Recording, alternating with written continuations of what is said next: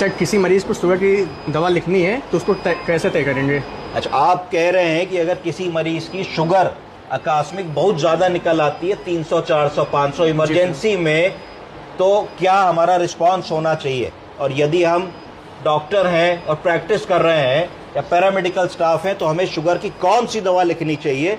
और सबसे इंपॉर्टेंट ये है कि अगर किसी मरीज की एक दवा से शुगर नहीं कंट्रोल है, उसको एक से अधिक ग्रुप की दवाओं की जरूरत पड़ रही है, 2 से नहीं कंट्रोल है तो 2 से अधिक 3 ग्रुप की दवाएं चल रही हैं, तो कौन सी शुगर की दवाएं आती है, क्या ग्रुप की दवाएं होती है और कौन सी 2 दवाओं को लिखने से नुकसान नहीं होगा, कौन सी 2 दवाएं एक साथ लिखी जा सकती हैं?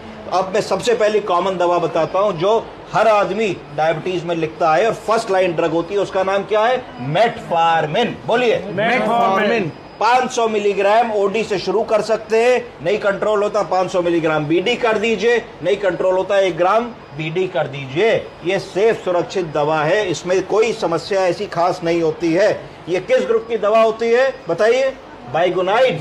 ठीक, बाइगोनाइड ग्रुप की दवा होती है। ये कैसे काम करती है बताइए?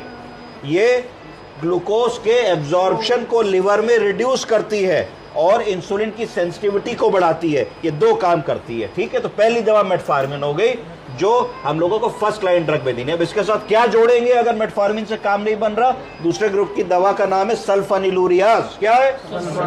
कौन कौन से सल्फोनिलूरियाज हम लोग कॉमनली इस्तेमाल करते हैं? सबसे कॉमन है ग्लाइमीप्राइड, ग्लिक्लाजाइड, ग्लाइबेनक्लेमाइड, ग्लाइबोराइड। ये 4 कॉमन सल्फोनिलूरियाज हैं जो हम उसके साथ में ऐड करते हैं। सल्फोनिलूरिया कैसे काम करती हैं?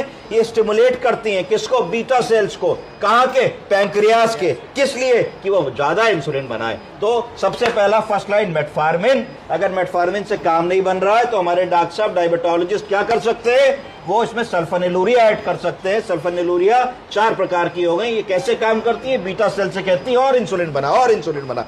अगर मान लीजिए हमको किसी वजह से ये सल्फोनिलूरिया नहीं ऐड करनी है, क्योंकि सल्फोनिलूरिया का साइड इफेक्ट होता है कि बहुत तेजी से शुगर कम करती है ना। जेमर की गोली खाते, ग्लाइमिकाइन की गोली खाते, कई बार बहुत कस की गोली शुगर कम कर देती है। तो क्या कर सकते हैं? दूसरा ऑप्शन क्या है? कुछ नई दवाएं आ गई हैं। कौन सी आ गई हैं? पहला है DPP-4 इनिबिटर। क्या? DPP-4 inhibitor. इनको कहते हैं ग्लिप्टिन्स। क्या? ग्लिप्टिन्स खूब चल रही हैं आजकल मार्केट में। ग्लिप्टिन कौन कौन सी? सीटाग्लिप्टिन, और बोलिए सीटाग्लिप्टिन, सेक्साग्लिप्टिन, लीनाग्लिप्टिन।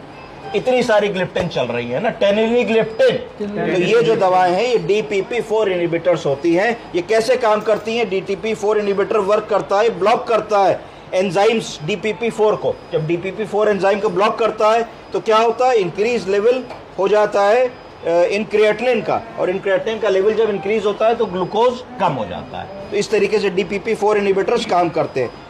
चौथे ग्रुप की दवा उनको कहा जाता है SGLT2 इनिबिटर्स। क्या? SGLT2 inhibitors. इनको कहा जाता है ग्लिफलोसिन्स। क्या? ग्लिफलोसिन्स। कौन कौन सी हम लोग जानते हैं?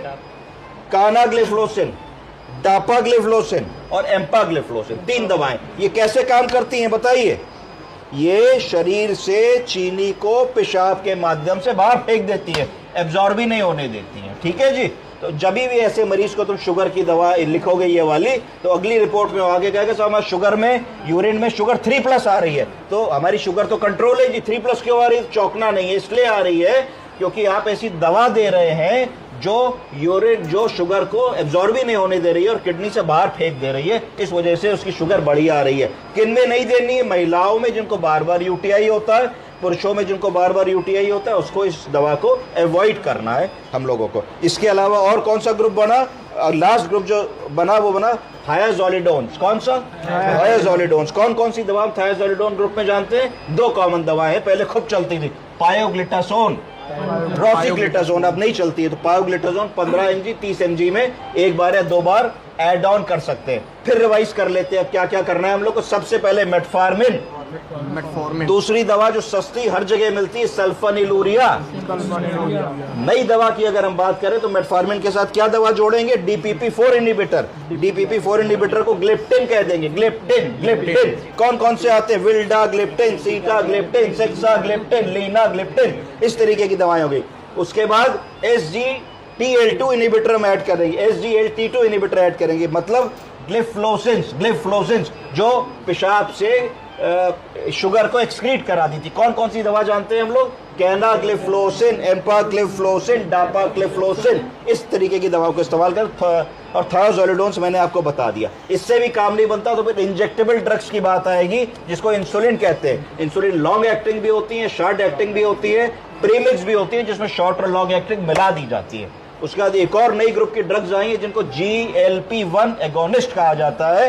ये क्या करती हैं? ये GLP पे काम करती हैं और ये हफ्ते में एक बार इंजेक्शन लगता है। तो मोटा मोटा मानिए एक ऐसी इंजेक्शन जो आपकी शुगर को कंट्रोल रखेगी, पर फायदा यह है कि रोज दिन में 2 बार नहीं लगानी है, हफ्ते में एक बार लगाने से कंट्रोल रखेगी। ऐसी दवाओं को कहा जाता है GLP-1 रिसेप्टर एगोनिस्ट। तो ये मैंने आपको थोड़ा थोड़ा इन दवाओं के बारे में बताया। आपको समझ में आया? Yes sir. गुड।